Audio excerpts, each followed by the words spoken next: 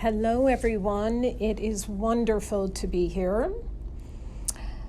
So every entrepreneur wants success, but as human beings, we have common fears that we have to overcome to reach our goals.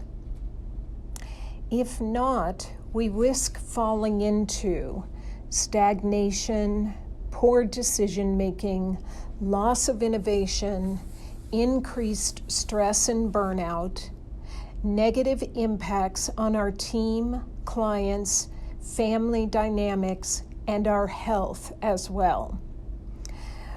We also risk missing networking and sales opportunities that are critical for our financial and business well-being. Now, we all have different experiences with fear. For me, I spent much of my life believing that fear was real, and thus I was giving the power to it that blocked the success in my business and life. I also believed that fear was terrorizing and scary and somehow had a dark, magical power that could rule me instead of me owning the power to rule it. In a Google search, these were the top 4 common fears of entrepreneurs. The fear of failure, which is rejection and loss. The fear of uncertainty, which is a lack of control. The fear of not being good enough, either in skill, self-worth, or both. And the fear of success, being overwhelmed and getting too big. Now, I'm going to add another fear onto this list in a little bit.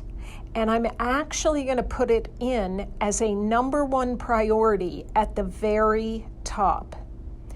Because if you do not master this other fear, you can never master the ones that we just talked about. So to master fear, we have to first know how to conquer the mind. We must understand the basic rules of how our brain and behavior works. Behavioral neuroscience, biophysics, clinical psychology, and spiritual philosophies of the great sages are all keys into understanding human behavior, consciousness, and reality. In my 30 years of research, including the intense study of my own dysfunctional thoughts, beliefs, and behaviors, I have simplified everything I learned into layman terms that even children can understand. I do not preach anything as truth, but I do leave everything on the table as an invitation for anyone to test the principles for themselves and see if they are effective in ruling your own mind so it won't rule you. There's a great quote that I love, and it says, "For those who have conquered the mind is a best friend. But for those who have failed to do so, the mind will remain the greatest, most fearful enemy of all." So let's begin our journey of understanding our mind by thinking about the 2 systems that we experience in our thoughts. We all have what would be called the divine mind. And at our best, humans are wired to be conscious, powerful, strong, intelligent, live in reality. And this is what I call the Glinda in the Wizard of Oz story. The traits of the higher mind is that we know how to take responsibility. We're peaceful, we're relaxed, we're serene, we're courageous, we're confident, we're patient, we're collected and calm. We understand, we're tolerant, kind, accepting. We confront challenges and deal with them.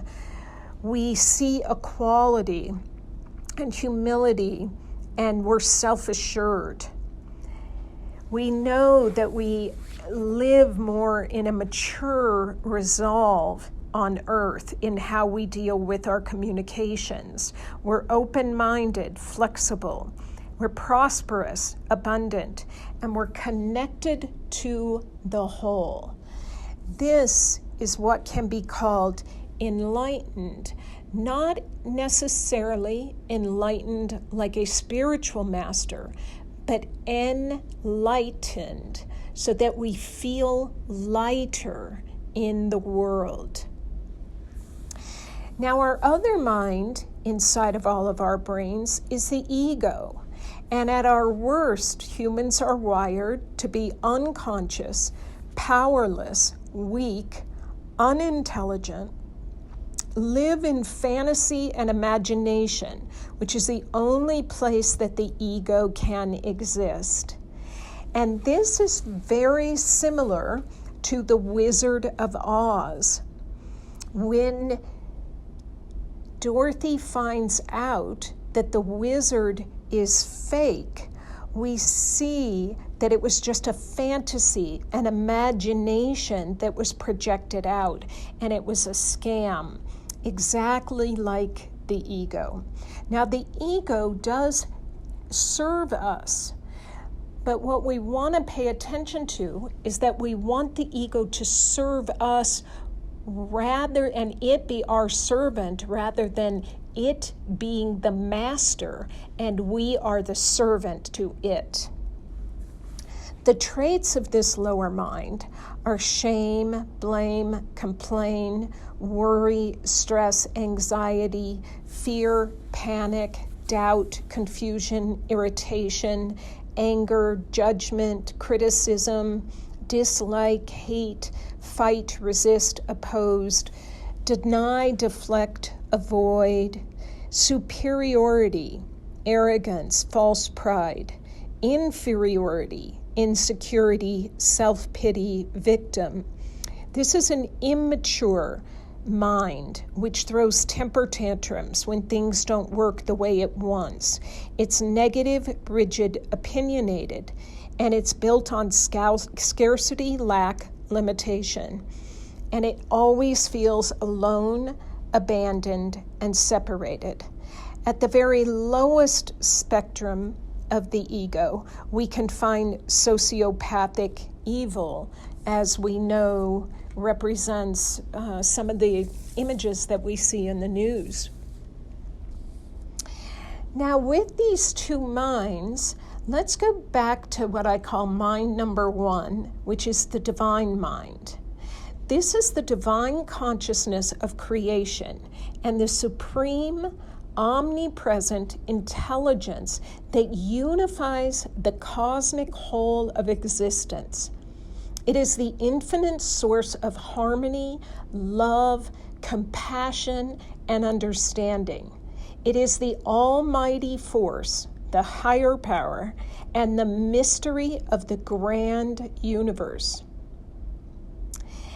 300,000 years later, modern man's brain still has no capacity to comprehend its supreme intelligence. Now, mind number two, the ego, is defined as the part of the mind that believes in separation from the divine mind, and it operates from fear, guilt, specialness, and a resistance to love. It is essentially a false self that is constructed from imaginary thoughts, beliefs, perceptions. This self-identity is opposite in every way to our true identity as divine beings of love and unity. Now let's go another step in. The ego lives and can express itself only through a past and a future, which are imagination. You can't take your hands and touch the past. It is not real. Nor does it have the capacity to create anything, being that it is imagination. It also does not have the capacity to know truth from falsehood. It just simply is a databank of information collected, and it represents a myriad of concepts. Now, the divine mind, on the other hand, is the physical reality. And that is what's always happening right here, right now.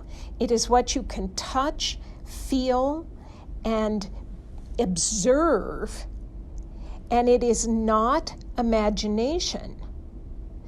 This divine mind is always now, so it is timeless and always present.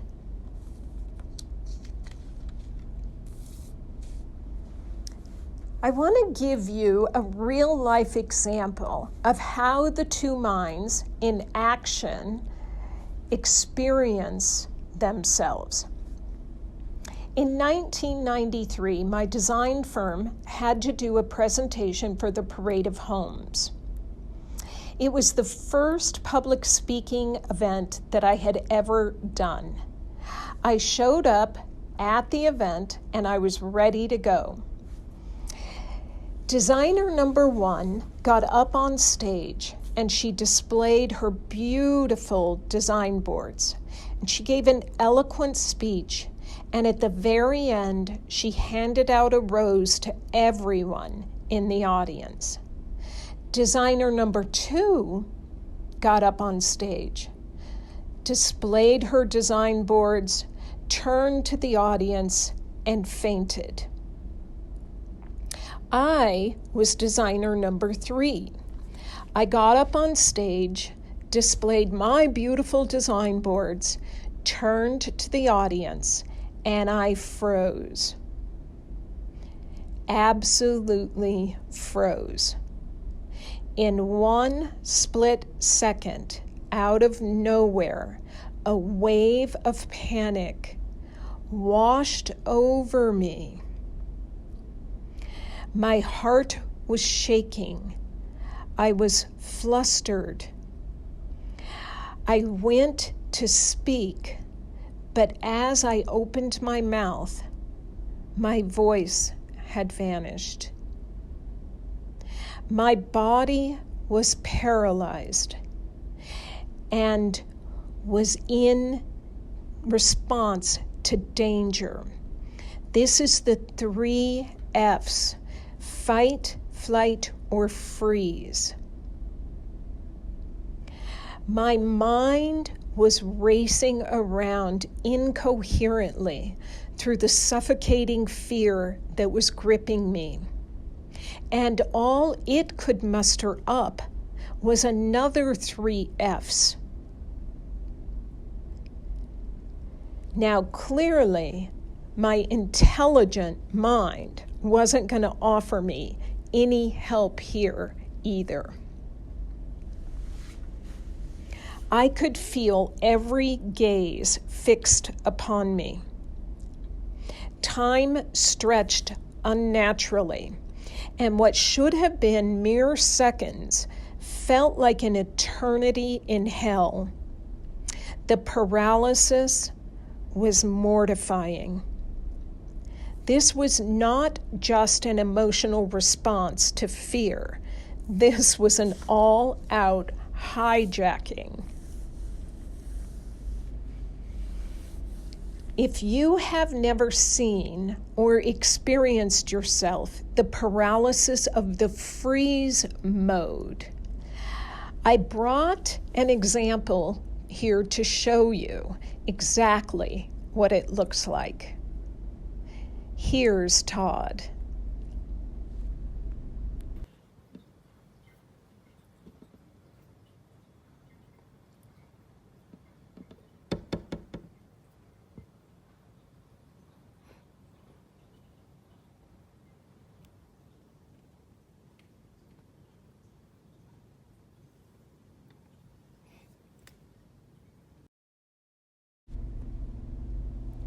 Now, clearly, I was not as cute when I froze as Todd was, and I definitely didn't go viral. So public speaking is a fascinating way to catch the ego. I am sure that many of you have heard about the 1973 fear study, which was also repeated again in 2012, where the number one fear of the average person was public speaking, and the number two was death. As Jerry Seinfeld says, that means that the average person would rather be in the casket than giving the eulogy. All humans have experienced primal fear, those moments where embarrassment, shame, and humiliation arise. And in that moment, the casket may actually feel like a relief.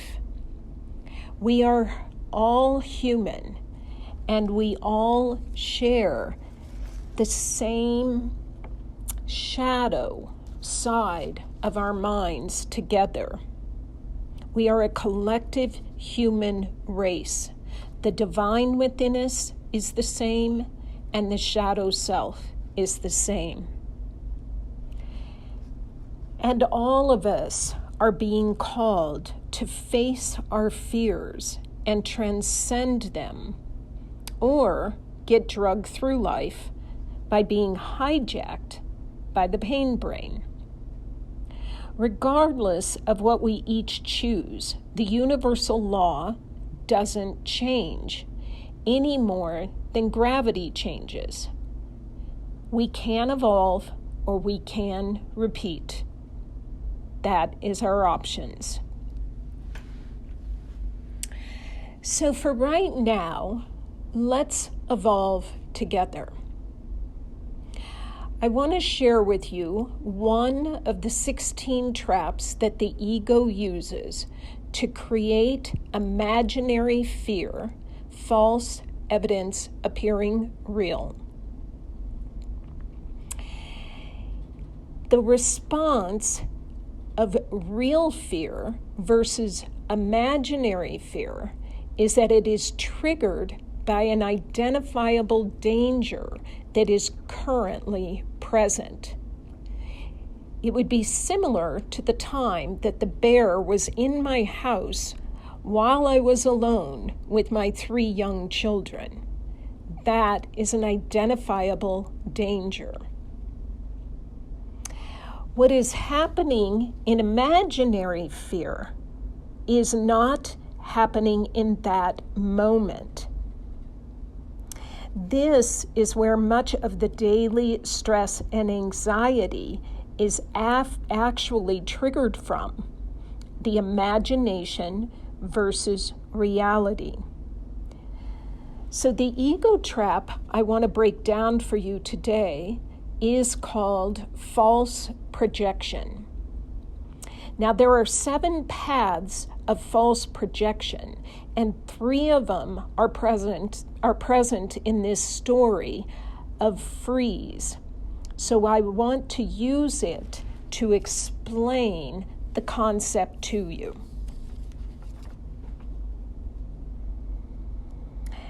As I mentioned earlier, the ego, edging good out, or some say edging God out, uses the past and the future to bring forth imaginary fear, false evidence appearing real. It uses projection. On that stage, the ego had projected thoughts of extreme danger. And from that danger, fight, flight, freeze takes place.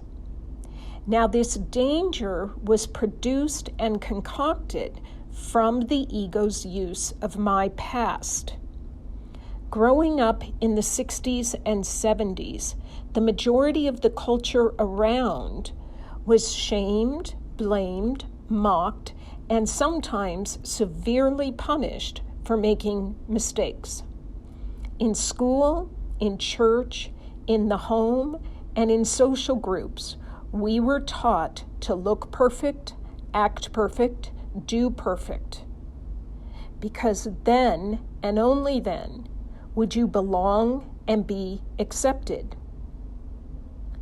Those beliefs were widespread in the society, and they were programmed into my subconscious mind, whether I liked it or not. This expectation of perfection was impossible standards to meet. And that is clear as an adult looking back, since we are all humans and we have an angry, destructive animal brain, along with a kind and intelligent mind as well. But when I was a child, I didn't know that it was an impossible standard. So deep within, I felt guilty, wrong, bad, and that I was an outcast since I didn't measure up to the look perfect, act perfect, do perfect model. So now, fast forward that insecurity onto the stage as a 30-year adult trying to just give a presentation. If the ego is dragging that insecure childhood and that frightened child forward into this moment on the stage by using screenshots in my mind that are perceiving danger, if I'm not perfect here, I'll be shamed, blamed, mocked, humiliated, and severely punished. So all my neurological systems react. The ego is clever because the past triggers me as dangerous in the moment and now, and it also then projects an imaginary future out from that projected imaginary past danger. What if I fail? I will be rejected. I can lose everything I have worked so hard for. My builder will fire me. The architects will stop referring me. The Home Builders Association won't fly me out to judge the other parade of homes anymore, and that's a blast. I will lose my design business. I'll have to fire the staff that I love. I'll have to sell my gorgeous design studio. All my past awards and hard-earned success will get ripped out from under me. I won't be able to pay my bills. I will lose my house and my stunning new car. And with all that gone, I'll be alone and abandoned because I'm a failure in society. Now, all that rubbish happens inside the mechanical brain in a split second of time. It sounds like an exaggeration, but when you study your brain and learn to watch it like a hawk, so you can evolve versus repeat, this is not a rare incident. It is common. Recognize this. If that fearful future wasn't so catastrophically displayed in my brain, then the fight, flight, or freeze mode would have never happened. So we do all have proof that that catastrophic story has similarities that run through all of our minds. And it is that deep and that crazy. Next, let's go back again. I'm on stage. We're going to look one more time. There is the pain of the past that is projected into that moment. Next, there is the catastrophic future projected into that moment. And extreme danger arises. If I even utter a word, I will lose everyone and everything.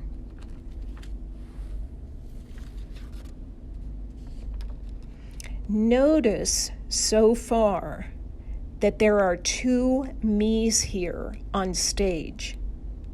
The imaginary child in my mind that's shamed and fearful of the past, and the adult who has already failed and is going to lose everything because of this talk. Both are imaginary me's. I can't touch that child. She isn't real. I can't touch that adult that already failed from the speech. She isn't real. Now, let's add in a third me. I am standing on the stage, just being. And without the fearful images in my mind from the past or the future, who is there and what is really happening? Am I okay? Let's use a life coach strategy called present moment awareness to look back and find out. Let's examine the true facts, not false imaginary scenarios. A fabulous quote by Socrates says that the unexamined life is not worth living. So we need to spend time examining all of our experiences. So let's look back at reality, to the me that is present in that room, standing there. I can see I am on a safe stage, in a safe room, in a safe building. I can touch my physical body and see that it is perfectly fine. There is no danger. I can look out at the real audience that is there, and I can see a group of mature adults that I have joyfully journeyed with for many years. And they are not there to mock me, nor do they expect false illusions of perfection from me or even themselves. They are truly supportive. So scanning the situation completely in real time, there is not one iota of danger to be found anywhere. The fears that debilitated me that day were all false. They were all fake. It was like the curtain Toto in Wizard of Oz opened up to see that the great, powerful wizard who had everybody trembling and shaking was false. He was a scam. The ego is like that, and fear is like that. It is false evidence appearing real. That day, I was shaking and in terror, just like the experiences of the boogeyman that was underneath my bed as a panicked child who had been hijacked by imagining terrible things in her mind. There was never a boogeyman underneath my bed. It was all an illusion, the trickery of my human brain, the trickery of fear, false evidence appearing real, the trickery of my ego, edging good out. So that spring day in 1993, as a full-grown adult, I was hijacked on a stage by an imaginary boogeyman in my mind. I never did recover from the freeze mode to give this speech. I had to just exit the stage humiliated. In addition to the brutal pain that day, I also experienced a dark depression and shame fest that was so debilitating that I couldn't show up at work for a week afterwards. Luckily, my wise Yoda designers, who all refused to do the speech themselves, were glad to cover my shifts for me during my time off, since they were grateful that I was the one that took the public speaking bullet for the team. I did return to work, and everything was fine. I had been okay the whole time, and nothing happened to my career. No devastating turn of events happened other than the stories in my head. It is truly crazy to me that when I investigate deep into my fears, the light ones and the paralyzing ones, I have never, over 30 years of observation, found one of them to be true. Not one. I was always safe, just like I was that day on the stage, and just like I was laying in bed as a child, totally safe, no boogeyman.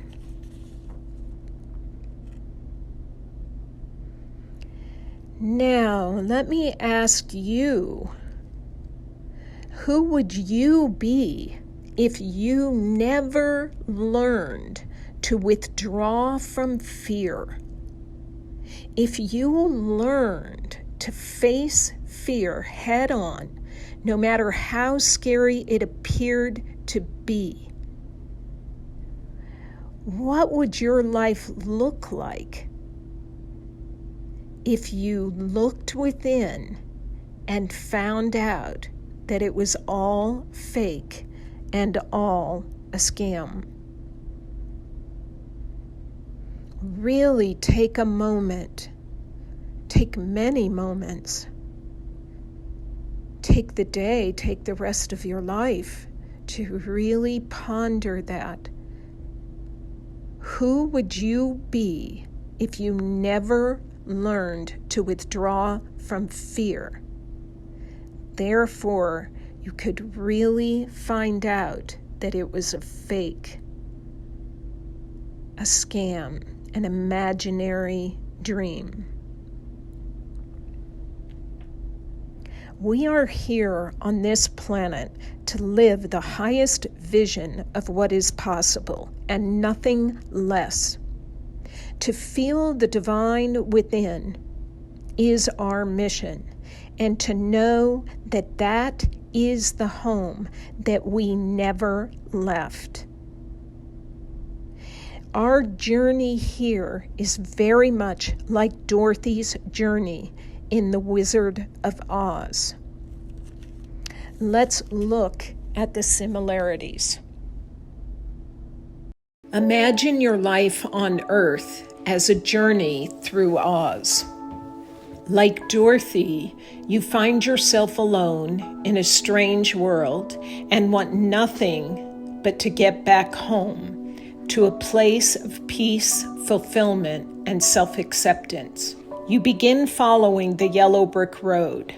Along the journey, you are met with the scarecrow, your thoughts seeking a brain, the Tin Man, your emotions seeking a heart, and the lion, your fear seeking courage. You are told that the only way home is to go to the Emerald City and get your answers from the powerful Wizard of Oz. His demanding, loud, and looming voice projects in your mind and tells you there's something out there, something external that will finally make you feel complete.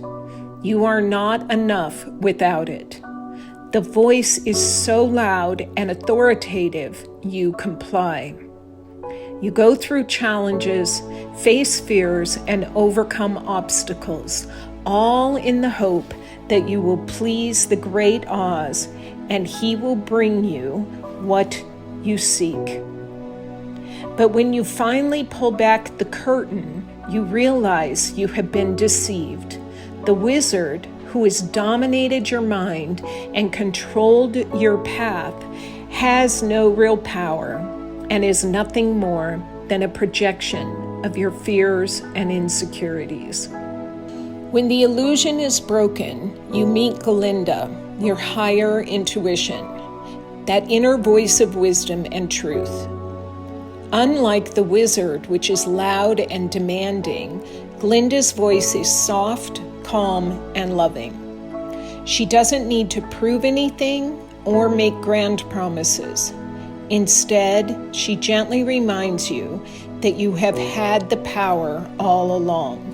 Your mind has always been clever, your heart always compassionate, and despite all your fear, you have always been courageous. You have been wearing the ruby red slippers all along. Everything you're searching for is already within you. In this moment, you are home. I understand that it can be difficult to believe that everything you have been searching for is within you. It is a tough idea to swallow, since humanity has blindly followed the dysfunctional parts of the ego for eons. I believe that the journey of deeply investigating your own mind is worth everything. There is no greater goal on this planet. As Krishnamurti says, to see truth as truth and the false as false is the greatest gift of all. Humanity is in a new era now. It is the era where we individually and collectively choose our sacred identity. We choose joy. It is the era where we transmute the old, outdated, boring, emotional baggage into pure light. This holy light and our sacred being is always right there within us and can be accessed any time we choose to focus our attention deeply in the now. We are always given free will to choose our experience and which side of our mind we want to live by. We can evolve to sacred joy, or we can resist our light and continue to get drug around by false fears and a fake life. I am very excited right now to invite you to watch Jill Bolte Taylor's My Stroke of Insight TED Talk. Jill was a brain scientist and neuroanatomist that was studying at Harvard Department of Psychiatry when she had a stroke. And her experience gives us a stunning description of the divine mind that is already within us all, the home we never left. Her video is in TED's top 10 of the most views around the world, and I guarantee you don't want to miss it. Feel free to click the YouTube link right now and enjoy.